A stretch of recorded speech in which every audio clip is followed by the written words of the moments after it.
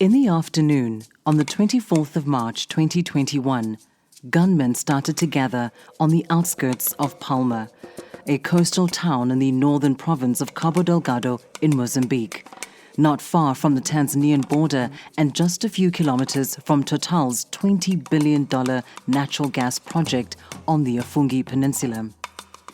The gunmen, dressed in black, patiently and methodically positioned themselves around the town, closing off road access. At roughly 4 p.m., the attack began.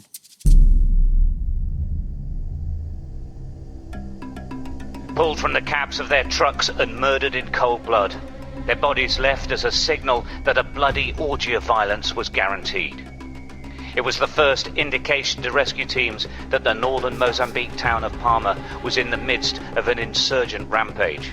Over 100 militants stormed the town, shooting, looting, burning and killing, forcing thousands to flee in fear. After just 30 minutes, Palma went dark. Electricity lines were destroyed. Mobile phone connections had been cut. Now, the BBC has been hearing gruesome testimony of abductions and beheadings in Mozambique. An Islamist insurgency in the East African nation has driven more than 500,000 people from their homes in the past year. But aid agencies say it's a humanitarian crisis that the rest of the world has ignored. Over the past 3 years, an Islamist insurgency has raged in Cabo Delgado. Palma was not the first attack of this kind. Mocimboa de Praia in 2017, villages like Olumbi, Chitolo and Ruea in 2018, Shitashi village and Mocimboa de Praia yet again in 2020. The list goes on and on. Some have called this Africa's ignored war or forgotten insurgency. In May last year, Deep Dive, exploring organized crime from the Global Initiative Against Transnational Organized Crime, brought you a podcast on how the insurgency within Cabo Delgado was impacting the illicit economy of Mozambique. After this brutal attack in Palma, we are revisiting this topic. This is a collaborative episode between Africa and the global illicit economy and Deep Dive, exploring organized crime from the Global Initiative Against Transnational Organized Crime. I'm Lindy Mtongana. Now, they attacked from 3 sides, from the north, southwest, and the south. And it was a very well-coordinated attack with internal communications, and it happened quite quickly. This is Johan Smith, an independent security analyst who's been tracking the insurgency in Cabo Delgado since the beginning. On the 24th, the afternoon, between 3 and 4 o'clock, it started. Now, significant here is that DAG Advisory Group, the PMC, that was supporting or contracted by the Ministry of the Interior to provide air support to the government security forces. Their contract came to an end on the 6th of April, and they were busy moving their assets down to Pemba. And the gunships just left the morning of the 24th. Then the insurgents had free rein. I was in my ops room and we got the message by telephone that there was a problem up in Palma. That caught us by surprise because we were actually standing down. We didn't have any bullets for the guns. We had a couple of days to go before our contract ended. This is Colonel Lionel Dyke, CEO of the Dyke Advisory Group, or DAG, a private military contractor that was hired by the Mozambican government. And in fact, there wasn't any fuel in Pemba. We ordered the aircraft to get up as fast as they can, stop in a place called Moeda, which is a military base where there was some fuel. They flew there, put in fuel, what there was, and stole some ammunition from the military that was there, and flew direct to Palma. So the people in the air were the first people to see it. They were my pilots and my gunners. They got overhead, I think at about 9:30 or 10:30 that morning. When they arrived, the DAG pilot said it was total chaos. They saw these people in black pajamas, we call that, running around in groups. They were obviously armed and shooting, and the civilians were running around. It was quite chaotic. When my aircraft got overhead, they engaged the terrorists that were easily identifiable because they had black uniforms on. After engaging them, they quickly disappeared, which is what they do. They run into their houses, they get in amongst the people. And so after the initial couple of times that my helicopters, and we spread out a bit, although we support each other, they engaged these people and stopped that attack. So when we got overhead, the actual raping and pillaging and looting of the town ended. You know, there were lots of dead bodies around. You've seen some pictures of people next to trucks. We could see bodies beheaded. But the moment we engaged from the air, these people melted away into the houses. But what about the Mozambican security forces? Where were they? Well, the closest of them were inside the Afungi oil security area, the area they'd been tasked to guard. And while the shooting, looting and beheadings were happening on the streets of Palma, they stayed in the security area. In the chaos, as the militants searched for foreign workers and looted the town, DAG began rescuing people. So the situation was that we could see where people who'd been attacked and shot at in the various rest camps, for example, and also out in the bush. They made marks in the ground calling for help. In one case, they put out white stones. You've seen that. And we became conscious of the problem. I got this from my people, and I said, just suppress the terrorists and then get in and take as many people out as you can to safety. The only safety that we knew of that area was onto the Afungi oil plant owned by the French, Total. So the people would lift them out and put them there.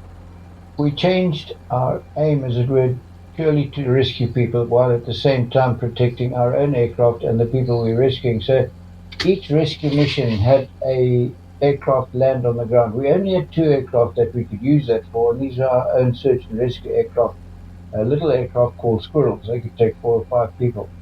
So when a Squirrel went into an area where we would send them, the gunship would stay overhead to protect them because these people attacked the aircraft when they were on the ground. And all our aircraft on the ground were shot at and hit.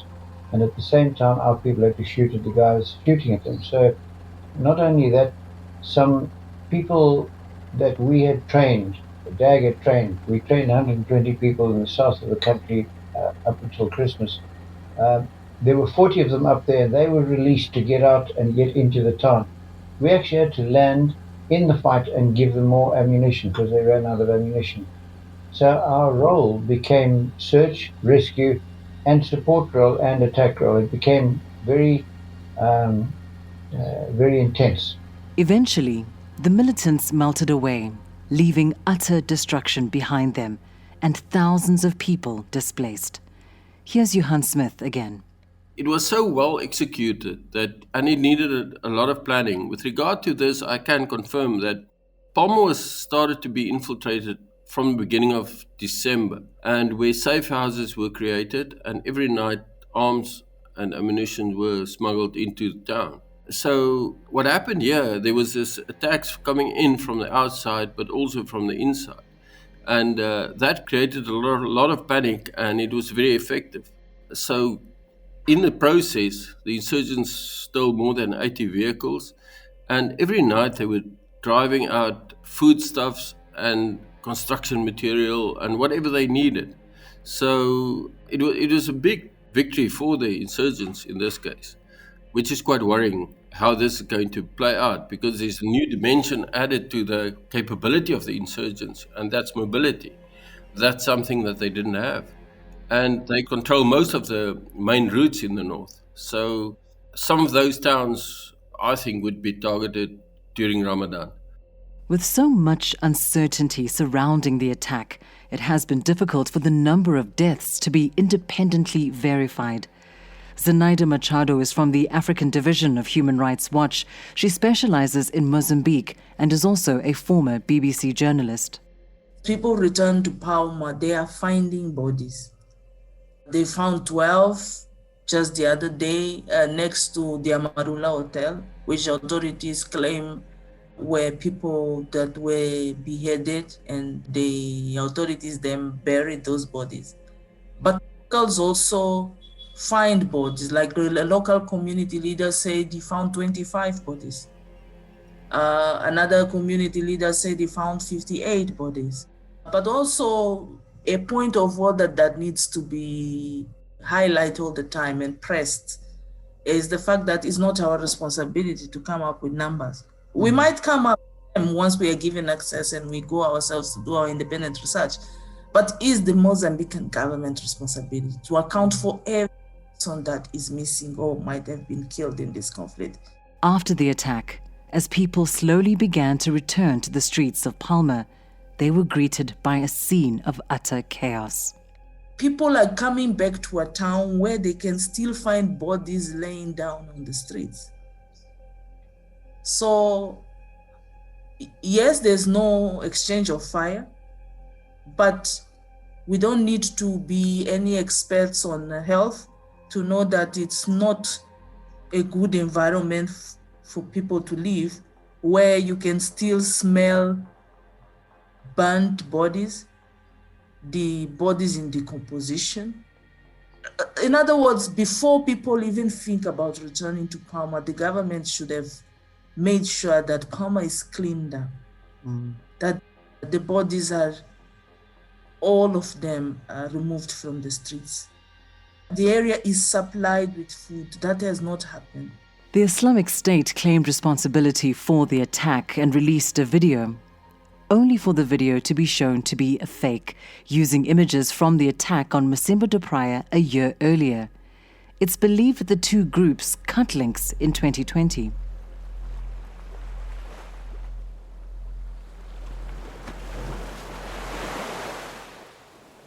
Mozambique hugs the Swahili coast of the African continent, the Indian Ocean and Madagascar to the east, South Africa and Eswatini to the south, Malawi, Zimbabwe and Zambia to the west, and Tanzania to the north. Cabo Delgado, the region where the attack took place, lies in northern Mozambique, a region that has played an important role in the illicit trade that flows across East and Southern Africa and beyond. Drugs, ivory, human smuggling and so on travel along these ancient trading routes in every direction. The main illicit flows and the highest value illicit flow is really the heroin trade, which comes from Afghanistan, Pakistan, down to mostly to northern Mozambique, but also a little bit south and previously to Tanzania and the Kenyan coast as well. Well, still to the Tanzanian coast.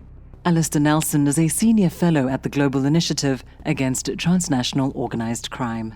The heroin trade itself was estimated to be worth around $600 to $800 million a year annually, with the estimated volumes of heroin that are transiting Mozambique. And the estimate was that about $100 million of that was remaining in Mozambique as bribes and facilitation payments and so on. The three main ways heroin arrives in Mozambique are through container ships from Pakistan, which arrive at the major ports such as Pemba or Maputo. It also arrives by the traditional and distinctive dhows, which travel down from Afghanistan along the Makran coast of Pakistan and down the east coast of Africa before transferring the heroin onto smaller dhows, which are then landed on the beaches. Finally, for local use, the heroin arrives in Tanzania, where it is packaged before being smuggled across the border into northern Mozambique. Some of the GI's recent work has shown that there's actually been a proliferation of methamphetamine production in Afghanistan. And now, since the beginning of 2019, we've seen a very interesting change where these shipments of heroin that are coming on the dhows are now more than 50% made up of actually methamphetamine. So I guess we should be calling it heroin and meth shipments. And there's a huge new market, and there's been a proliferation of higher quality and slightly cheaper methamphetamines available in South Africa, which GI has also shown. There are reports that cocaine is also being brought into Mozambique in containers from Brazil before being shipped south to South Africa, north to Europe and other markets, possibly even east to Australia. Some of the other illicit flows that we see are, in the past, there used to be smuggling of migrants, human smuggling from Ethiopia and Somalia down the coast, docking into northern Mozambique, into Cabo Delgado, and then coming down on different methods of transport to South Africa. That marine movement of migrants has actually been largely impacted by the insurgency, and that seems to have stopped completely. Alongside the smuggling of people and drugs, for the last 20 years, we've also seen the movement of timber. So hardwoods being cut down and exported out of northern Mozambique, if we're focused on that. Some of that was initially going to South Africa in the early 2000s, But since the sort of 2005 onwards, there's been a huge influx of Chinese timber companies exporting timber to China, quite often illegally because it's in whole pieces and it's only supposed to be worked timber that's exported. And finally, Mozambique has been synonymous with ivory trafficking.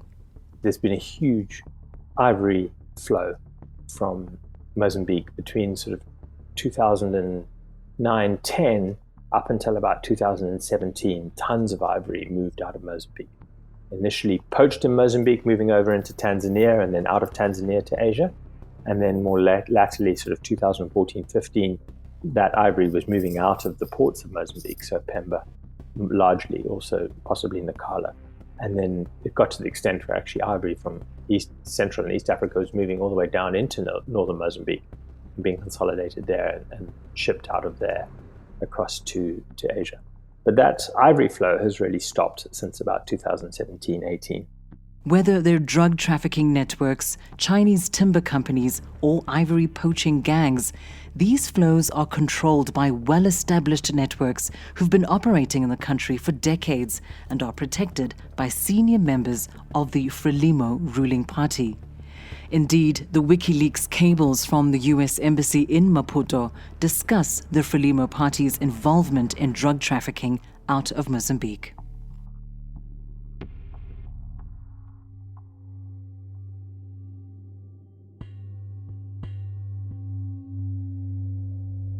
The origin of the insurgency in the north goes back further than the first attacks in 2017. It can be traced to numerous instances and historical realities. Cabo Delgado has been systemically ignored by the Mozambican government in Maputo. Communities feel disenfranchised from political elites who seem focused on lining their own pockets. While the elites soaked up the dirty money from drug trafficking, foreign investors jumped into the burgeoning energy sector, all the while ignoring the fact that a heavy-handed approach from the government lit the fuse for a growing insurgency. It started around about 2007 when we saw the emergence of radical mosques. The group became a little bit more radical and outspoken against government. This is Johan Smith, an independent security analyst who has been tracking the insurgency from the very beginning. And government then made the mistake by demolishing the mosques and not really dealing with the radicalization of some of the young people. This mound of rubble in Mozimboa de Praia, in extreme north of Mozambique, was once a mosque. It was demolished by the government after an attack in October, attributed to a group of young men who are believed to have frequented it. And during that time, a lot of people left for Saudi Arabia to go and study further, and they became a lot more militant on their return. A lot of them went to Sudan, and some went to Somalia. As the fuse continued to burn, the government made another mistake. For generations, artisanal mining families had mined for rubies, only for the state to suddenly weigh in and normalize the mining industry. I can remember the first time that I went to Freedom Bridge. You could still, in the early 2000s, where you could buy, next to the road, you could negotiate buying rubies. Then in 2016, almost overnight, the government decided to clamp down on all these so-called illegal artisanal miners. A lot of them were Mozambican nationals that were living there their whole life, about the 10th generation living there doing that. And they lost their land. Around the same time, radical Islamists forced out of Tanzania moved into northern Mozambique. Reports also started to circulate that state forces and private military contractors were beating villagers and even killing illegal miners. Then, on the 5th of October 2017, the fuse ran out on this powder keg and it exploded when a group of 30 armed men attacked and seized the coastal town of Mozambique de Praia. When they started, obviously they weren't that well trained, although that first attack was conducted by some experienced fighters because they attacked from 3 fronts. They knew exactly which targets to go for, and they waited for the reaction force to arrive from Pemba, and then they ambushed them, and then they withdrew. So that was a very strong signal that was sent. And then we went through all the phases of guerrilla or insurgency, where you had attacks against government buildings, police posts, medical clinics to get medical supplies and things like that. And from there, we went into the terror phase, where the most horrific atrocities was committed against the people, and they were driven off from their villages, and it was kind of a scorched earth policy. And that is where you started seeing the IDPs. And from that, it developed into this total insurgency that we have at this point. Locally, they're known as Al-Shabaab, meaning the youth or kids. They have no link or reference to other Al-Shabaabs. And Johan believes that the numbers of insurgents have grown from about 800 to between 3,400 and 3,800. And this will likely grow after the success they had in the recent attack in Palma. But the human cost of these attacks and the psychological trauma on the communities affected are significant and long-lasting. Here's Zenaida Machado from Human Rights Watch again. We have spoken to mothers who have watched their sons being beheaded. We have spoken to parents who don't know about the whereabouts of their daughters who were taken by the militants. We have spoken to children who don't know where their parents are. There are a lot of unaccompanied children, and many of them have seen all type of atrocities on their way from the attacked areas to safety. And the current humanitarian crisis lies not on the foundations of long-term stability, instead on the shaky ground of a country still living with the consequences of its recent history. One shouldn't forget which country are we talking about. This is not a country that was doing well.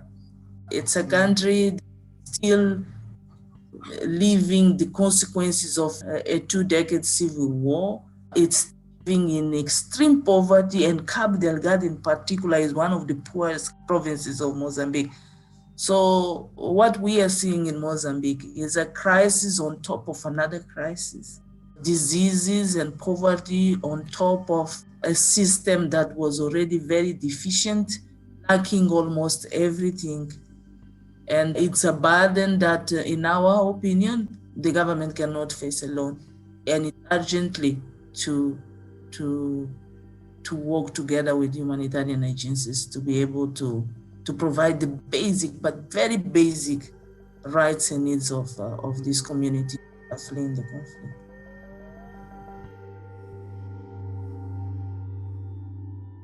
Italian energy company Eni signed an $8 billion deal on Thursday to develop a gas field off the coast of Mozambique. The tranquil Bay of Pemba in northern Mozambique is undergoing a rapid transformation.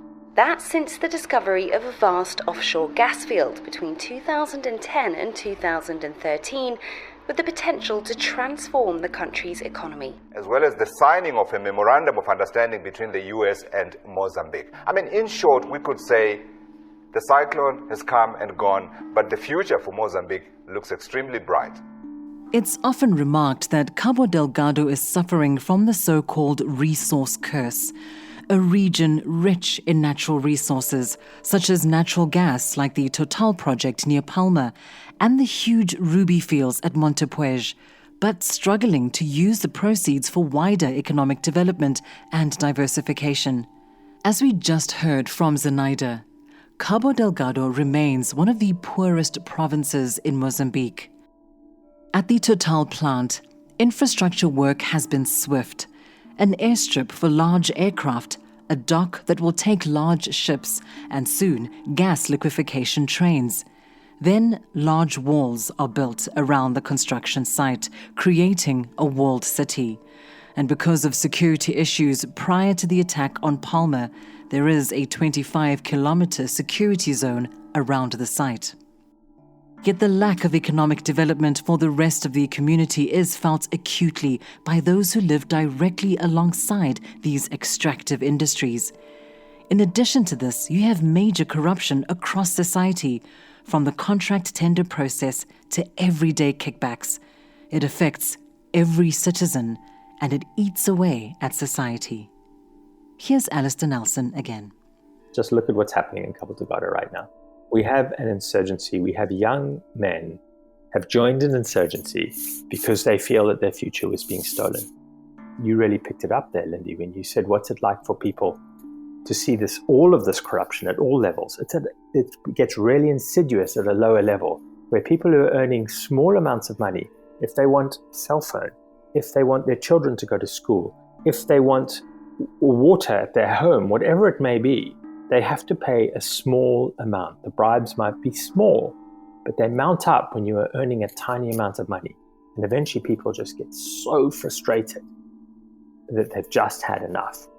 And so people turn to the illicit economy, so be that artisanal mining, which has been, frankly, made illegal by the state, who basically captured those resources, as I see it, from the local people. And so people turn to these things. They'll turn to timber, selling timber to Chinese companies, or trying to mine illegally in a concession, whatever it may be, because they just can't access the illicit economy. It just doesn't exist for them.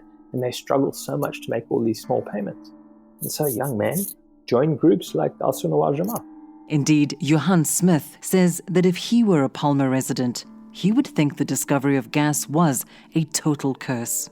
I was in Palma before the gas and after the gas discoveries.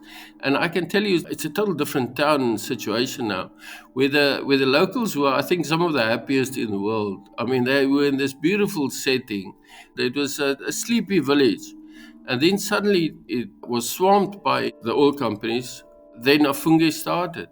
The whole lifestyle changed. The development of the natural gas industry requires a lot of workers, but what it doesn't guarantee is where those workers come from. Chronic underfunding of state infrastructure, such as schools, means that literacy levels are much lower in Cabo Delgado. And as Johan points out, you can't hire someone who can't read the health and safety pamphlets on site. So what do? They come down to Maputo and Matola provinces, where the literacy rate is 94%. They recruit people from here, which is, 1,800 kilometers away, fly them up there, which are being perceived by the locals as foreigners, and then they get the jobs that there is. So if the people who actually live in Cabo Delgado aren't benefiting from the immense natural resources beneath their feet, who is? Here's Alistair Nelson again. It's only been a few elite people who have benefited, both from the gas, from the rubies. It's only been some of these, the families of the generals, the families of some of the elite in Maputo, who have got themselves on the board or who have acquired the concessions where the roads will be built, or where the developments in Afungi for the gas will be built, or the concessions where the main ruby finds are, just east of Montepuez. So it's really only that elite that has accessed that. For the majority of people, all they see are these upgrades in certain infrastructure, which they can't access, like the airports and etc., done by the private sector.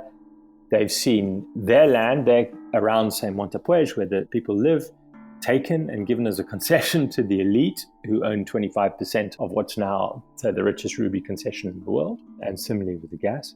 And that's it. That's all that Cabo Delgado has really seen is private sector investment benefiting private sector, mostly offshore companies, and a few local elite. Fundamentally, at the heart of these issues, the lubricant of organized crime and illicit trade is corruption. I wouldn't be wrong if I said corruption is the only game in town. Big corruption, which is political corruption, administrative corruption, it is rampant. In fact, Mozambique is facing its biggest crisis ever as the consequence of political corruption.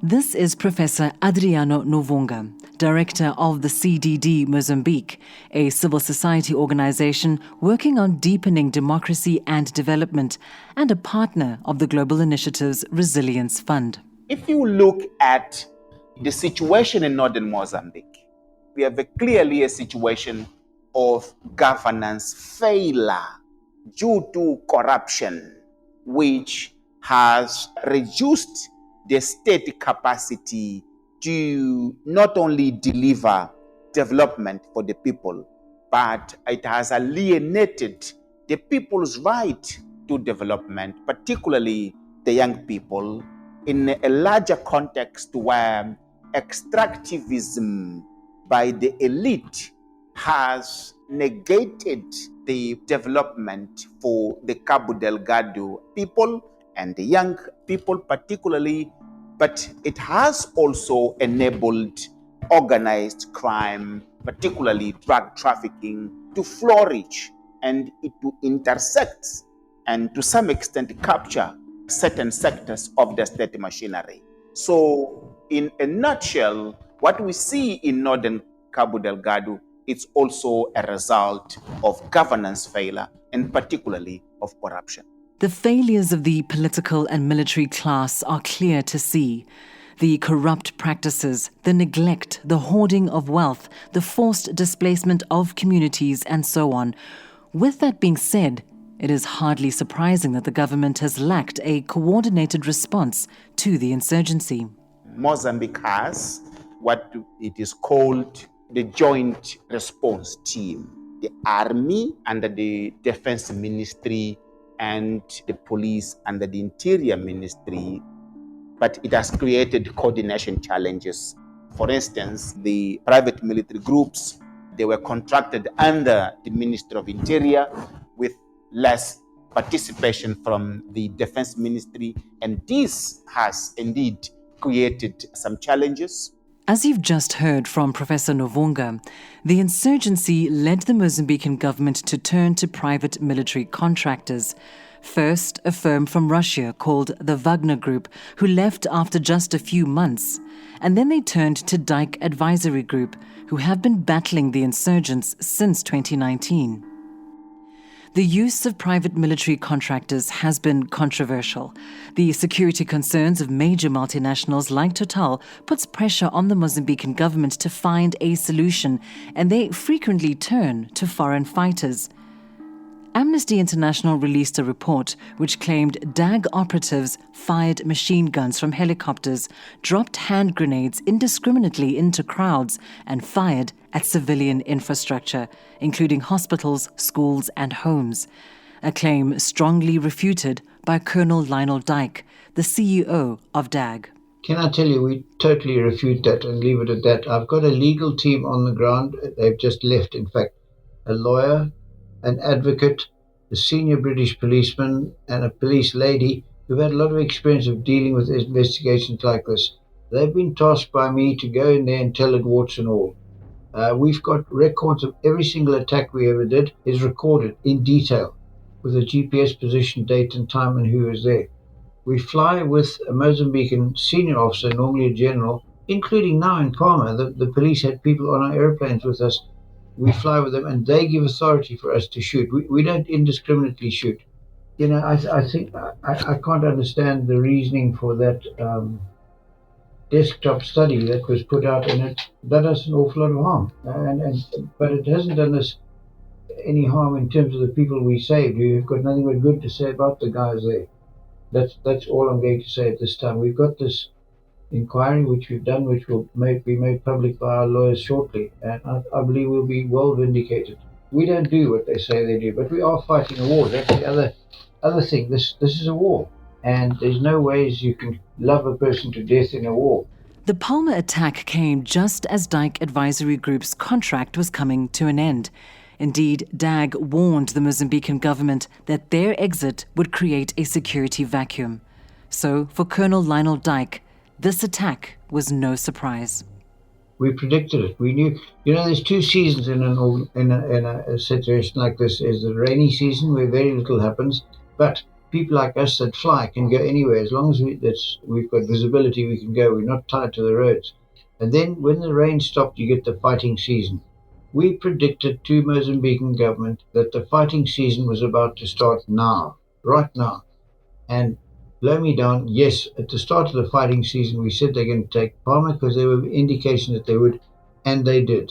So, you know, it was fully predictable that this could happen. The decision to ignore the warnings has cost Mozambique economically. More importantly, it's meant that a significant number of lives have been lost and thousands of people displaced. With the huge investment from the multinational energy corporations, in addition to local political backing from within the Frelimo political party and military, you would expect increased security in Cabo Delgado, both state and private military contractors to protect those interests. So how does that increased security impact the illicit markets that operate in the region? Here's Alistair Nelson again.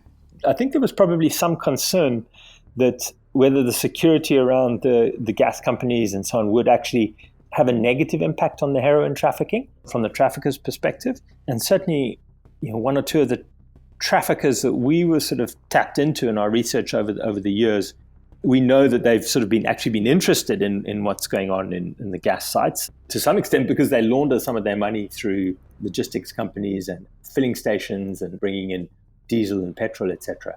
So there was a bit of an opportunity for them. So initially, maybe just looking at it with slightly warily. And what about the global mining companies and the huge ruby deposits? Certainly the rubies presented an opportunity, but we didn't really see a lot of the people involved in local illicit economies actually tap into that. We've actually seen a lot of outsiders move into Mozambique and basically tap into that illicit ruby trade.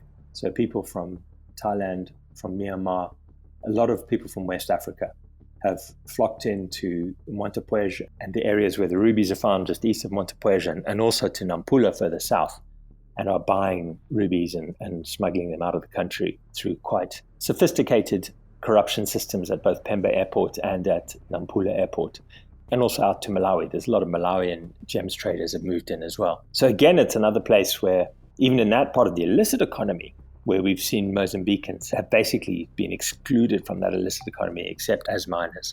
When the insurgents attacked and occupied Mocimboa da Praia last year, an assumption was made that the insurgents would tap into or at least influence the illicit markets within Cabo Delgado to help finance their operations, controlling the movement of drugs or how rubies are smuggled from the country, or even the smuggling of migrants, controlled and facilitated largely by groups in Zanzibar, Tanzania. So we were very, very interested in whether they would start tapping into that. We went back in January, February this year to try and gather as much information on that as we could. And basically we found, to the best of our ability, the best we could in looking at what's going on in that area, we found that there is no connection between the insurgents and any of the illicit economies. Criminal networks are forever agile and adaptable. The trouble in the north has not had a significant impact on the illicit goods moving through the country. These networks have just changed their routes to minimize disruption and to avoid the danger associated with the insurgency. But there are knock-on effects from the violence experienced by those displaced since this insurgency began in 2017. Here's Zenaida Machado from Human Rights Watch again. The conflict began in October 2017, and this year, in October, we will be marking year number 4 since the conflict started. And in this period of time, we are talking about over 700,000 people displaced. And mind you, just weeks ago, we were discussing about 500,000 people displaced. Now we are moving towards 1 million people, and very quickly. Each attack that this group stages in one village ends up taking 20 to 30,000 people to displacement. We are talking about over 2,000 people dead, a lot of them killed through beheadings. We are talking about a huge burden on the health system in Pemba, which is the capital of Cabo Delgado.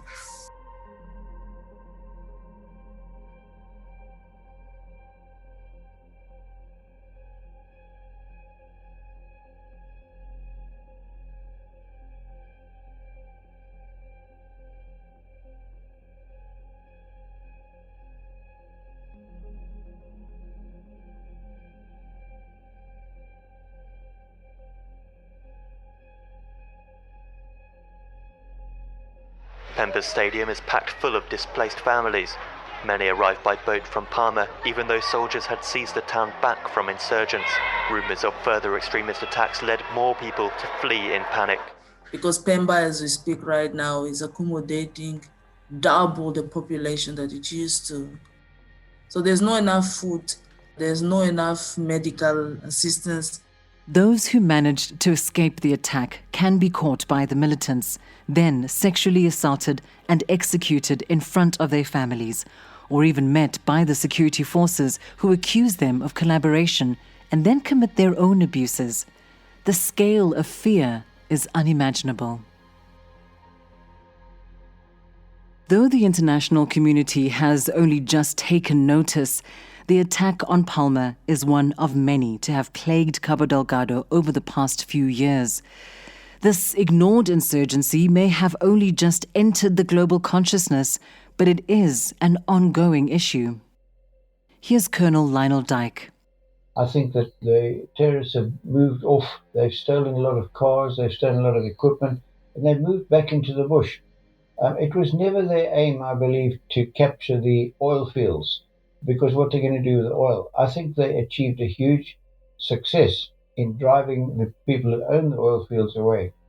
They created a huge international advertising that they're there, because for the first time ever, everybody started jumping around and saying, there's a real problem there. The problem that we had predicted ages ago. And it took this attack and lots of dead people, I'm afraid. You know, there were bodies floating in the bay without heads. It was actually quite awful. Indeed, the international community needs to wake up to the growing crisis in the country. Zenaida Machado. We are calling on SADC to lay down clear plan how to address this conflict humanitarianly. This conflict might take time to end, but the main issue is that for as long as it lasts, there are people that will be suffering. And what is the plan to minimize the suffering of the locals? Those powerful politicians that hoarded wealth at the expense of fellow citizens have a lot to answer for. Consistent mistakes, heavy-handed attitudes, and endemic corruption have created an environment where violent insurgency was given space to grow. Johan Smith. It's also ironic now that the retaking or recapturing of Palma has been held as such a victory, but it should never have happened. I mean, it's one of the biggest setbacks in this country's history, because where everyone was hoping for this LNG bonanza, that Mozambique would be a real player, everything has been postponed now. And it caused Total to totally withdraw and suspend all activities. Internationally, this has caused significant damage to the reputation of Mozambique. Total have temporarily suspended operations until they can get security guarantees from the government. What does it mean for the future of this project? Here's Professor Adriano Novunga again. Well, I'm sure that they will listen to this interview. Total, since the time that they farmed in, they bought that concession, they are part of the social fabric and nation building of Mozambique. No doubt about that. And they have left, and rightly so, in response to their internal security procedures. But they have to come back, and soon, because it is with Total that Mozambique has to address the security problem from a humanitarian and a socio-economic development perspective, to allow trust building, to allow social license, not only for Total, but for international and domestic private sector to operate. So as part of our dialogue and our platform on business security and human rights, we are also engaging Total on two grounds. One is for Total not to be too extreme in their demands vis-a-vis the Mozambique government, but also is Total to back off from militaristic perspective. They have to look at that situation as a lack of trust, as needing dialogue and governance. Since the attack and suspension of work, it was reported by Bloomberg News that small and medium-sized local enterprises have already lost $90 million. The delay to the start of gas production has also seen the IMF severely reduce the forecast for economic growth for Mozambique to just 2.1% from 38% that it projected in January 2016. Then, on the 26th of April 2021, Just 1 month after the attack, Total released this statement. Considering the evolution of the security situation in the north of the Cabo Delgado province in Mozambique, Total confirms the withdrawal of all Mozambique LNG project personnel from the Afungi site. This situation leads Total, as operator of Mozambique LNG project, to declare force majeure. Total expresses its solidarity with the government and people of Mozambique and wishes that the actions carried out by the government of Mozambique and its regional and international partners will enable the restoration of security and stability in Cabo Delgado province in a sustained manner. Force majeure is a provision that allows parties to suspend or end contracts because of events that are beyond their control, such as wars or natural disasters. A spokesman for the company told Reuters that this was the only way to best protect the project interests until work can resume. Serious uncertainty now swirls around the future of this multi-billion-dollar project, causing significant damage to jobs and revenue from gas sales. The Palma attack officially ended after 8 days, with security forces regaining control of the town. But with the insurgents riding a wave of confidence, another attack is possible, if not imminent. Mozambique's response for now will be purely militaristic. Already, regional and international allies are offering training, ammunition, and ground support.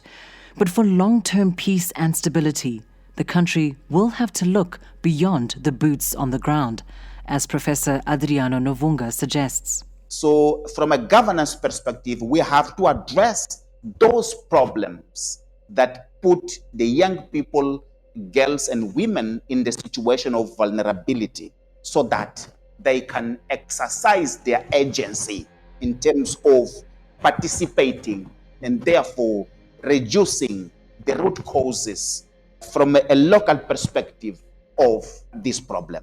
So it is important that that component is addressed thorough and urgently, while at the same time militarization is taking place for military stability and more larger scale socioeconomic initiatives are being put in place. Here's Alistair Nelson. I think that stamping out the illicit economy right now, much as I think that's a great thing to do, won't necessarily weaken the insurgency itself directly.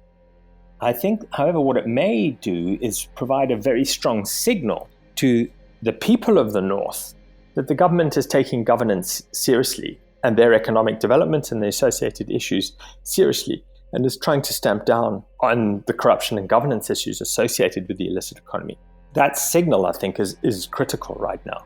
But I think it's only one step in a much broader series of steps which has to involve stamping out the illicit economy, providing opportunity to people, working on de-radicalization systems, and also providing security to people, because there are now a lot of very militarized, radicalized people in that area who have committed some terrible, terrible crimes and atrocities, and security in that area is going to be tough for a long time, and that's a key thing to get right, as well as all of the rest. Economic marginalization, poor governance, corruption, and organized crime have collectively fueled an insurgency that shows no signs of letting up. Death and displacement may well continue. It is a crisis Mozambique can ill afford, and one that the world, in good conscience, can no longer ignore. That's it for this special podcast on Mozambique. A special thank you to Professor Adriano Novunga, Zenaida Machado, Johan Smith, Colonel Lionel Dyke, and Alistair Nelson. All the reading and source material related to this episode can be found in the summary to the show, including the latest Civil Society Observatory of Illicit Economies in Eastern and Southern Africa Risk Bulletin. For more information on the Global Initiative's research, head over to the website globalinitiative.net. You can also find all the GI's other podcasts.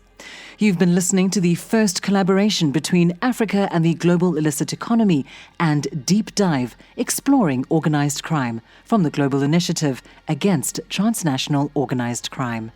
I'm Lindy Mtongana. Thanks for listening.